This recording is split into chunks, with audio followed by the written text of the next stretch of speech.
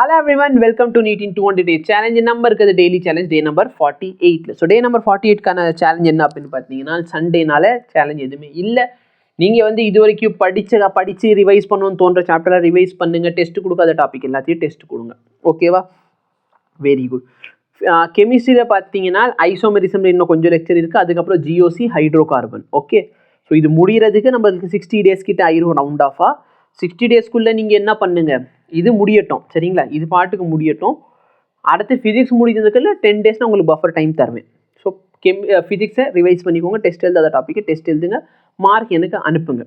இது வரைக்கும் 9 டெஸ்ட்டு சொல்லியிருக்கேன். பேசிக் மேத்ஸு, யூனிட்ஸ் அண்ட் மெஷர்மெண்ட், அதுக்கப்புறம் மோஷன் இன் 1D, ஓகேவா, வெக்டார், ப்ரொஜெக்டைல் மோஷன். ஸோ இதான் இப்போதைக்கு நான் உங்களுக்கு சொன்ன டெஸ்ட்டு. கொடுக்காதவங்க டெஸ்ட்டை கொடுத்துக்கோங்க.